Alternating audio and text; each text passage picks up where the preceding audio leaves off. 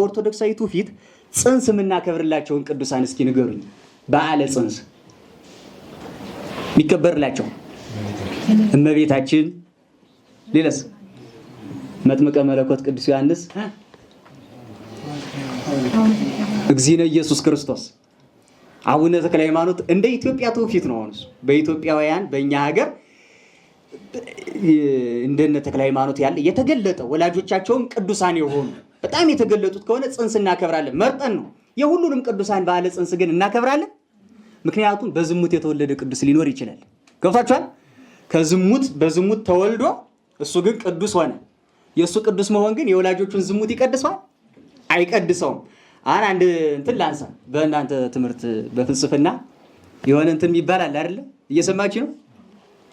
ውጤቱ መነሻውን ምን ያደርገዋል? ይቀድሰዋል። ወይ ዘ ኢንድ ጀስቲፋይዝ ዘ ሚንስ የሚባለው ማለት ነው። ዘ ኢንድ ጀስቲፋይዝ ዘ ሚንስ ምን ማለት ነው? ውጤቱ መንስኤውን ጀስቲፋይ ያደርገዋል ነው፣ ይቀድሰዋል ነው። እንበልና አሁን ቁጥራችን መቼም እየቀነሰ ነው አይደለ? ይሄን እንተማመናለን አይደለም ነው እንዴ? በቃ ልናልቅ እኮ ነው። ኦርቶዶክሶች እኮ በቃ ተመናመነ፣ ቁጥራችን በጣም ቀነሰ እና ምን ይደረግ? እያንዳንዱ ኦርቶዶክስ 7 ያግባና ይውለድ።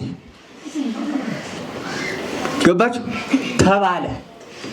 ከዚያስ 7 አገባና ሰው አጥለቀለቅናት ምድሪቱን። አሁን እንግዲህ ውጤቱ ምንድነው? ጥሩ ነው አይደለም?